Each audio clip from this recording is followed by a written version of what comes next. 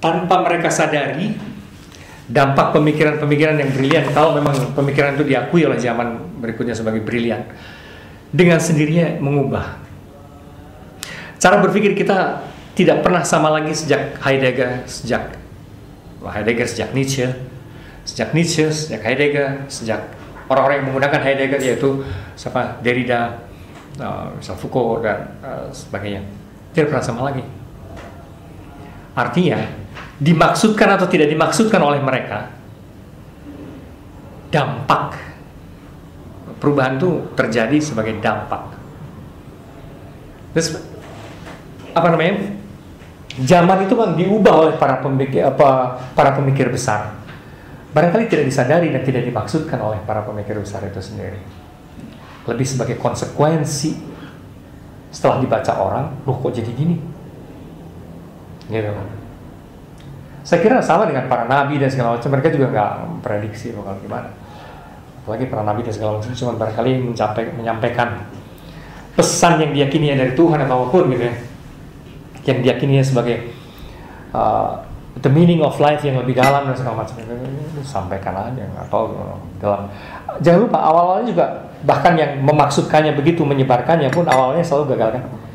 Sejarah agama-agama besar itu hampir selalu diawali dengan kegagalan di awal-awalnya, tidak langsung mulus kan. Baru belakangan gitu kan sampai ada istilah para nabi atau tidak pernah dihargai di tempatnya sendiri gitu kan. Artinya bahkan yang eksplisit mewartakan itu biasanya ditolak. Apalagi para pemikir yang tidak hendak mewartakan, dalam arti hanya menulis saja perenungan-perenungannya. Mereka juga tidak pikir ini bakal mengubah, tidak mengubah. Tapi ketika dibaca oleh orang-orang, then it does change. Ini mengubah ternyata cara berpikir. Lantas lama-lama ada 1, 2 orang, 3 orang, wah, zaman berubah. Gitu. Jadi jawabannya berubah tapi sebagai dampak kayaknya. Dampak dari artikulasi saat ini gitu. Dan mereka memang bukan hanya, saya kira tidak bisa kita hanya menyebutkan bahwa para filsuf itu hanya mengartikulasikan, tidak. Mereka sekaligus mengartikulasikan, tapi juga sekaligus membukakan kemungkinan baru, new way of looking at things. Saya kira gitu. Heidegger dan segala macam itu memang mengartikulasikan keresahan banyak pihak terhadap cara berfilsafat lama yang terlalu spekulatif, cenderung metafisik, lantas terlalu sistem oriented ya, sistemik. Itu tendensi modern yang salah satu yang mau didobrak oleh postmodernisme adalah dunia modern itu semua mau dijadikan sistem gitu. Itu sistem maniak gitu. Obsesi sistem gitu kan dunia modern itu. Nah, banyak pihak sebenarnya sebelum Heidegger pun pasti merasa kita apa ya, emang hidup bisa gitu dikerangkeng dalam satu sistem gitu, bisa gitu. Banyak pihak yang, salah satu contoh konkret, kalau emang Tuhan itu ada, selalu yang paling gampang adalah bicara mengenai Tuhan. Artinya, kalau emang Tuhan itu ada gitu, dan kalau Tuhan itu lebih dari segala hal, bisakah dia dipenjarakan dalam satu sistem agama? Sebenarnya banyak orang diam-diam juga resah loh itu tuh. Banyak orang diam-diam juga resah. Apa ya? Nah, sama juga. Kalau realitas ini begitu kompleksnya, maha kompleks, bisakah dia dipenjarakan dalam satu rumus? Bahwa rumus tertentu itu seperti nyambung, iya, tapi seakan-akan tidak ada rumus lain yang mungkin untuk memahami realitas. Wah, antar dulu kayaknya deh, gitu. Masa sih realitas yang begini rumit, begini kompleks bisa disimplified hanya oleh satu tradisi, satu sistem? Sebenarnya banyak orang, saya yakin banyak orang seperti juga hari ini ragu ya, apa iya gitu. Nah, Heidegger merumuskan itu bahwa being in itself, ya, being sebagai being, siapa yang tahu? Gitu. Dan kita terus-menerus mengidentikan dia sebagai anu. Being dalam arti kehidupan keseluruhannya. Kita paksa dia sebagai, kita sebut dia warnanya ini, warnanya tapi dia sendiri, kita sampai lupa bahwa being itu berbeda sama sekali dengan apa yang kita bayangkan. Misalnya, nah sekarang kalau being kita anggap sebagai Tuhan untuk lebih masuk dalam imajinasi. Kalau Tuhan itu lebih dari segala hal, pasti dia lebih dari orang, lebih dari apapun dong, ya. Maka sangat mungkin Tuhan ini juga di luar kerangka ruang dan waktu, ya. Sementara kita selalu berpikir di dalam kerangka ruang dan waktu. Maka kalau kita bilang Tuhan itu ada di sini gitu, sekaligus harusnya kita bilang Tuhan ada dimanapun dong, atau tidak dimanapun, karena dia di luar kerangka ruang, ya toh? Dia sekaligus dimanapun, sekaligus bukan dimanapun. Misalnya kayak gitu-gitu. Kita terpaksa karena kita terbiasa berpikir dalam kerangka ruang waktu, kita membayangin dia sebagai seakan-akan seseorang, maka kita menyebutnya dikau, gitu kan, kalau sembahyang kehendakmu, gitu kan, seakan-akan ada orang, gitu kan ya. Engkau menciptakan aku, engkau, kita bayangin sosok apa, siapa tahu sesungguhnya dia bukan orang sama sekali, dan ya kan? Dan tak terbayangkan dia itu apa, gitu kan. Ya, orang banyak yang berkomentar postmodernisme membuat kita tidak berdaya, dalam arti segala yang kita klaim seakan-akan itu adalah klaim buatan kita sendiri, gitu kan ya, dan tidak nyambung dengan realitas yang sesungguhnya, gitu kan ya. Dan kita dengan kata lain, post mau menyadarkan kita bahwa kita sebetulnya berputar-putar di dalam kerangka bikinan kita sendiri, gitu loh. Di dalam imaji Tuhan yang kita bikin sendiri, gitu kan ya. Di dalam institusi-institusi yang kita bikin sendiri, lantas kita memutlakan itu semua, menganggap itu real, gitu kan ya. Terus kita berputar-putar di dalam sarang yang kita ciptakan sendiri juga, gitu, dan mengira realitas itu sarang, gitu, gitu kan ya. Jadi ibarat laba-laba, dia membuat sendiri itu, jejaring, dan dia sendiri kadang-kadang terlibat-terlibat di situ, kayak gitu-gitu ya. Dan dia pikir realitas itu, gitu kan. Padahal jaring itu dia bikin sendiri semuanya.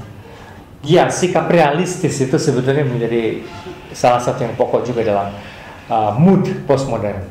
Itu sebabnya pragmatisme jadi tampak menang dan kepake banget, gitu ya, pragmatisme, karena sikap postmodern adalah justru mau realistis. Realistis dalam artian apa? Bukan dalam artian klaim seperti Pak kaum saintis. Realistis dalam artian kalau saya menemukan H2O, maka itu di dalam air sendiri ada H2O, gitu. Real, dalam arti ada korelasi 1:1 antara rumus gue dengan realitas air, gitu. Bukan realistis dalam arti kalau dalam kerangka berpikir postmodern itu realistis bahwa dalam banyak hal kita memang terperangkap terus-menerus dalam dunia ciptaan kita. Ya sudahlah, gitu loh. Bahwa kita pada akhirnya juga nggak benar-benar tahu, dalam contoh Tuhan tadi, Tuhan sesungguhnya apa, ya sudahlah. Dan seluruh universe ini, seluruh alam semesta ini sesungguhnya apa, ya sudah. Barangkali kalau kita tanya dalam soal universe ini, barangkali kalau kita tanya ke makhluk di planet lain, kalau kita suruh dia bikin peta dan bumi itu di mana, gitu ya. Siapa tahu orang dari makhluk dari planet lain itu sebenarnya sudah suka ngamatin bumi. Terus kita tanya ke dia, coba lu lukiskan bumi itu gimana sih menurut dalam peta seluruh jagat ini. Gitu itu bikin peta tak. Nah, kita nggak bisa baca sama sekali, gitu. Kenapa nih? Gue di mana? Bumi itu sini. Terus ini apa? Dia tiba-tiba bicara tentang bukan tata surya, bukan Bima Sakti, bukan apapun ya. Nggak ada kaitannya dengan itu. Karena dia punya kerangka sendiri, gitu kan ya. Dan kita nggak bisa ngerti. Dijelasin kayak gimana juga, kerangkanya nggak bisa ngerti. Karena kita terbiasa memahami bumi dalam tata surya menurut kita ya. Tata surya di sini, galaksi itu begini begitu. Dan penamaan yang kita berikan lain. Dan kerangka berpikir yang cara kita ngeliat juga lain. Dan mereka juga sebaliknya nggak ngerti galaksi, apa galaksi, tata surya, matahari, matahari banyak kalau kayak gitu. Cara mereka mendudukkan kita sama sekali tidak kita pahami. Dan sebaliknya kalau kita tanya ke dia, sebenarnya tuh planetnya tuh di mana, gimana caranya? Nah, kita juga nggak ngerti. Dia akan memberi penjelasan, gitu kan? Kita nggak ngerti. Dalam situasi seperti itu, postmodernisme adalah semacam sikap realistis. Ya sudahlah, selama ini yang kita punya memang kerangka ini, bahwa ternyata itu tidak sepenuhnya nyambung, dan ternyata ada kerangka lain yang bisa dipakai juga untuk memahami realitas ini. Ya sudah, tapi mari kita ngobrol aja. Terus sejauh mana kerangka gue bisa dikoreksi lewat kerangka situ, dan sejauh mana juga kerangka gue bisa mengoreksi sono, memberi inspirasi sono, gitu loh. Kira saling, maka ambisinya bukan ala modern. Modern itu benar-benar berambisi merogoh inti hukum alam. Nah, sekali dapat, I get it, dan gue menguasai alam. Jantungnya udah gue pegang. Dalam suasana postmodern, nggak ada ambisi seperti itu. Menemukan jantung atau hukum atau esensi, nggak ada. Esensi siapa yang tahu? Esensi bisa dilihat dari segala cara, kita nggak tahu. Yang menjadi penting bukan apakah kita sudah nemu hukum alam abadi atau esensi inti dari segala, bukan. Yang penting adalah bagaimana pemahaman kita makin luas, itu sudah lumayan, gitu loh. Alam itu apa? Tanya Tuhan kalau Tuhan ada. Tapi dari sudut kita, bahwa kita lebih tahu lebih banyak lewat interaksi dengan pengetahuan lain, itu sudah penting dan berharga. Mau ngapain lagi? Gitu.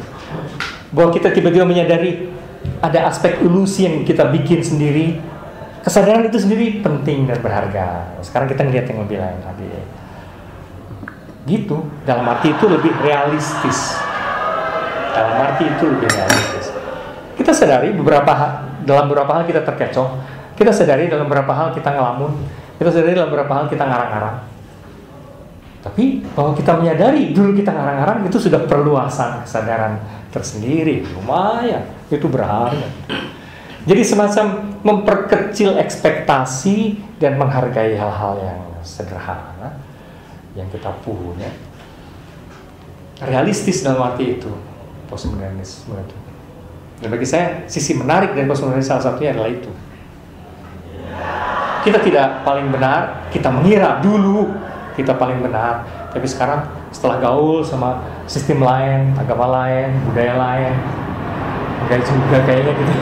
Tapi ya nggak apa-apa, gue nggak minder, gue jadi lebih tahu ada kemungkinan lain,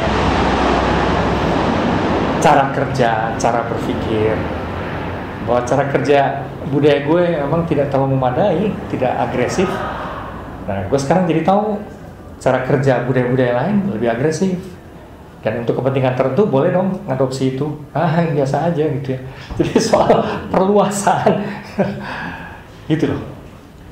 Maka kata kunci tadi kembali lagi, postmodernisme itu memberi tekanan bukan berdiri pada sistem yang sok benar sendiri, tapi pada relasi, bahwa kita bertumbuh bersama through the other, gitu. Melalui hubungan dengan yang lain, kita bertumbuh terus, barengan, tumbuh terus, makin luas, makin melihat lebih luas. Sistem, ya sementara tentu kita tidak pernah bisa lepas dari sistem, tapi bahwa sistem kita terbuka, gitu kan ya. Terus, dan sistem ini juga bertumbuh terus melalui interaksi dengan yang lain, itu. Jadi yang menjadi penting bukan bahwa kita menangkap esensi sekali lagi, tapi bahwa kita melihat lebih, memahami lebih, gitu, dalam interaksi. Lebih modest ya, lebih moderat. Dalam arti kalau ambisi modern tuh enggak, dia mau menguasai hukum alam, rahasia alam. Bagaimana gua tangkap gua. Nah, sekarang ya udahlah walah-walah gitu mah. Kapan kita bisa nangkap itu juga kita nggak tahu. Gitu. Oke. That's it for today. Kita lanjutkan baca lagi nanti minggu depan ya.